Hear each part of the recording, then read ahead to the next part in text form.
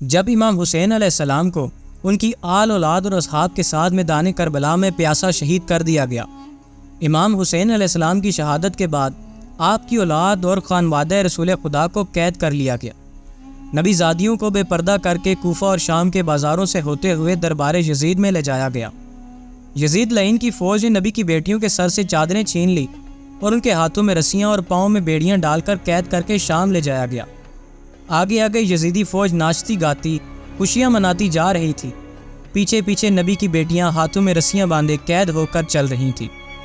فوج یزید نے تمام شہیدوں کے سروں کو نیزوں پہ بلند کر رکھا تھا، اور ادھر کربلا میں امام حسین علیہ السلام اور ان کے اصحاب کے جسم مبارک بغیر سر کے میدان کربلا میں پڑے ہوئے تھے۔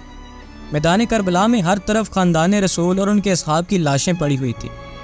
معزز ناظرین، تاریخ نے لکھا کہ 3 دن تک نواسہ رسول خدا امام حسین علیہ السلام اور ان کے اصحاب کی لاشیں بے گور و کفن میدان کربلا میں پڑی رہیں۔ 13 محرم 61 ہجری کو جب قریب کے لوگوں نے محسوس کیا کہ فوج یزید کا پہرہ کم ہو گیا ہے تو آس پاس کے لوگ نہر فرات سے پانی بھرنے آئے۔ قبیلہ بنو اسد کی چند عورتیں جب نہر فرات سے پانی بھرنے آئیں تو کیا دیکھتی ہیں، میدان کربلا میں ہر طرف لاشیں اور خون پڑا ہوا ہے۔ کسی کا بازو کہیں پڑا ہے، کہیں گوشت کے ٹکڑے پڑے ہیں اور کسی بھی لاش کے ساتھ سر موجود نہیں۔ یہ دردناک منظر دیکھ کر وہ عورتیں لرزا گئیں اور بھاگ کر اپنے مردوں کے پاس آئیں اور کہنے لگیں کہ اس جگہ تو حضرت محمد صلی اللہ علیہ وآلہ وسلم کا خاندان تھا، یزید نے ان کو شہید کر دیا ہے۔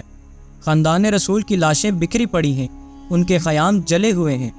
وہ عورتیں اپنے مردوں سے کہنے لگی، آؤ ہم مل کر خاندان رسول کے مقتول کی لاشوں کو دفن کرتے ہیں۔ عورتوں کی یہ بات سن کر ان کے مرد بولے، کیا تم پاگل ہو گئی ہو؟ کیا تمہیں معلوم نہیں کہ آل رسول کو یزید نے قتل کیا ہے؟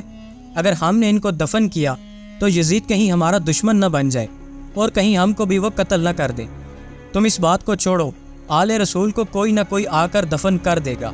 اپنے مردوں کی یہ بات سن کر وہ عورتیں کہنے لگی، تعجب ہے کہ تم لوگ اپنے آپ کو مسلمان کہتے ہو، نبی کا کلمہ پڑھتے ہو اور ان کے نواسے اور بیٹوں کے لیے یہ محبت رکھتے ہو۔ کیا کہا تھا رسول اللہ نے کہ میں اجر رسالت کچھ نہیں مانگتا سوائے اس کے کہ میری آل سے محبت کرو، مودت کرو۔ وہ عورتیں اپنے مردوں سے کہنے لگی، اگر تم نہیں جاتے تو مت جاؤ، ہم جائیں گی رسول اللہ کے نواسے کو دفن کرنے۔ جب بات جہاں تک آن پہنچی تو ان مردوں میں سے کچھ کی غیرت جاگ گئی اور وہ اپنی عورتوں کے ساتھ میدان کی طرف چل پڑے۔ بس جب وہ لوگ میدان کربلا میں پہنچے تو وہ منظر دیکھ کر خون کے آنسو رونے لگے اور پریشان ہو کر سوچنے لگے کہ ان سب کو کیسے دفنائیں، ان کی پہچان کیسے کریں، کیونکہ کسی بھی لاش کے تن پر سر موجود نہ تھا۔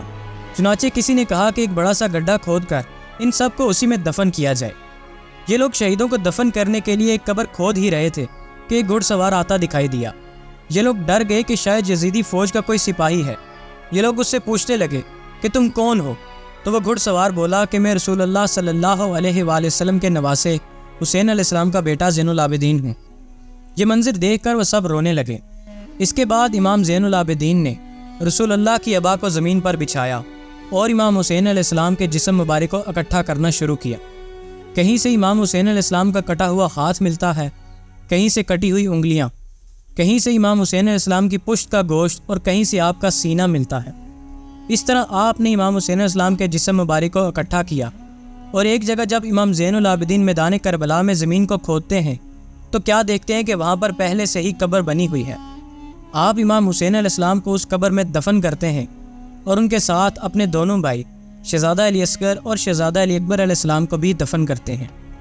ادھر جو ایک بڑی قبر بنو اسد کے قبیلے کے لوگوں نے کھودی تھی، کربلا کے باقی شہیدوں کو اس میں دفن کر دیتے ہیں۔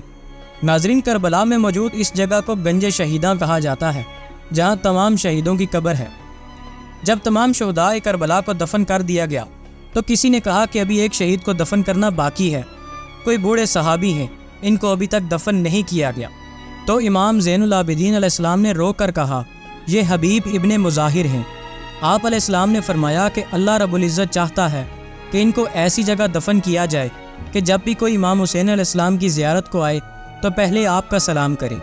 اس کے بعد آپ علیہ السلام نے حبیب ابن مظاہر کو بھی دفن کیا۔ جب سب لوگ تدفین سے فارغ ہو کر جانے لگے تو مولا سجاد علیہ السلام نے فرمایا کہ ابھی ایک اور شہید کو دفن کرنا باقی ہے۔ تو کسی نے کہا کہ سب کو تو دفن کر دیا، اب کس کو دفن کرنا باقی ہے؟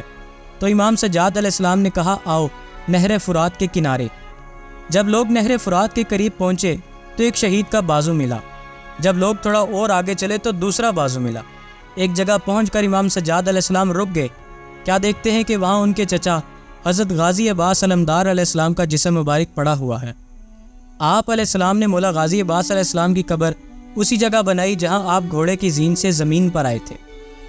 آج بھی امام حسین علیہ السلام اور غازی عباس علمدار علیہ السلام کی قبر ایک دوسرے کے بالکل آمنے سامنے ہے۔ دعا ہے رب العالمین ہمیں اہل بیت سے اسی طرح محبت و مودت کی توفیق فرمائے جیسے ہمارے آقا اور رسول صلی اللہ علیہ وآلہ وسلم نے حکم دیا ہے۔